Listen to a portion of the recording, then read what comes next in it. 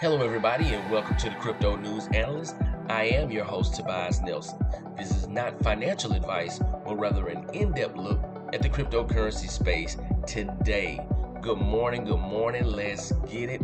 I know everyone had a pretty much bloody weekend, but there are some positives on the outlook, so we'll get into those today.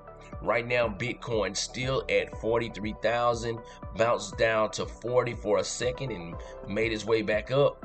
Ethereum still holding slightly over 3,000 right now, as we saw last night around 2,900. Cardano up 7% over the last 24 hours after being sluggish for the last week or so. Tether still at $1, staying stable. Binance coin at $374, up only 1%. As we can see, most of the top 5, top 10 are following trends with Bitcoin right now. XRP up 3% over the last 24 hours. Solana up 2%, still fighting back from the denial of service attack that caused them to go offline last week.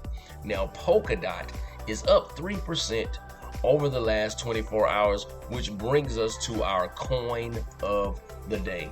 Now, Polkadot is a protocol that basically bridges everything on multiple chains. You're able to send data across, you're able to send tokens across. It has interoperability, and it is up about 1,000% over the last year. Over the last 90 days, probably about a good, let's see here, probably about a good 7x here, 700% or so. So Polkadot is a long play for me. This is our coin of the day, and I believe that Polkadot will definitely be a great addition to your portfolio. My guy Alan Foster recommends it for his $85 million challenge, and so do I. Okay? Now, this is the reason why I believe Bitcoin is not actually taking off and the bulls are not running, as we always say here. It's because Bitcoin falls as crypto gets caught in an evergrande sell-off. So it's not so much about the evergrande sell-off, it's about how these huge platforms, the minute anything happens with Bitcoin, they push out tons and tons of articles that, they just create FUD after FUD after FUD in order to suppress those who don't look at cryptocurrency blogs or are not locked into the actual space. All they do is read headlines that come from normal publications or Medium articles.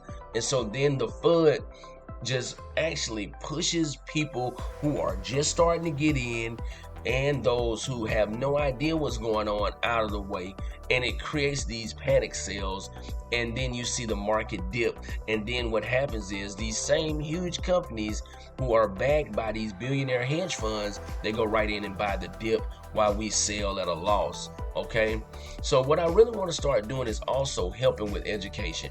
And I mentioned FUD in the last conversation here, and I want you guys to be able to understand what FUD is. Fear, uncertainty, and doubt.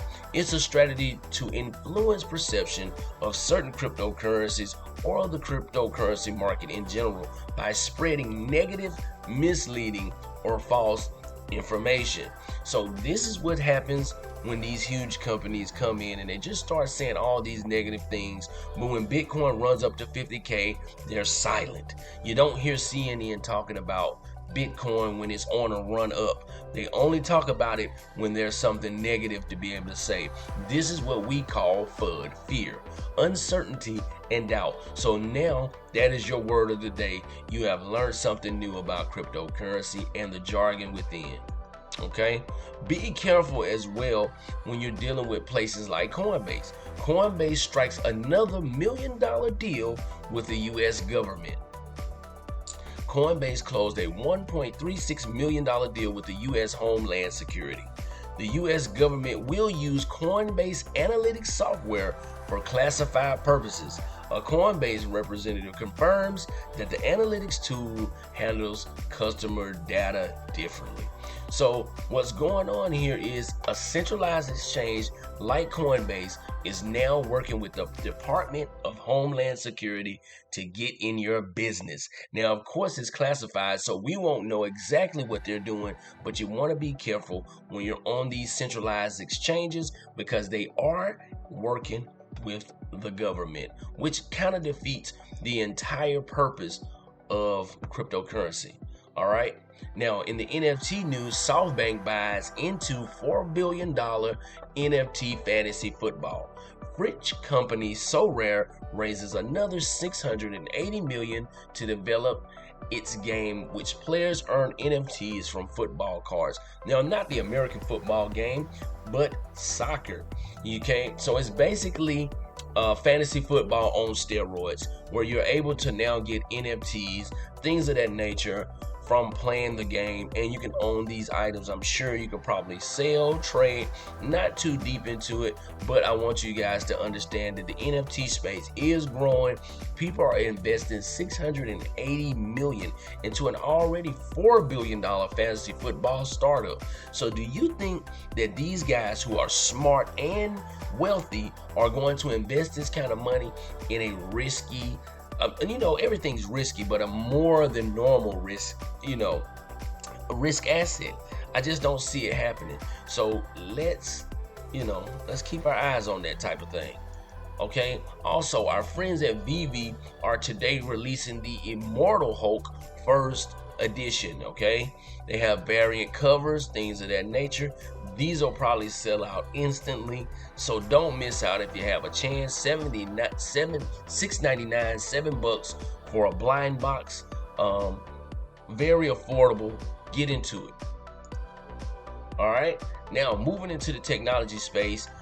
This is something that's very, very big, and I bring these articles up because I want you guys to really see what's happening in the real world. Medical company to accept crypto payments, including Bitcoin, Ethereum, and Dogecoin. Now, I don't care what medical company it is.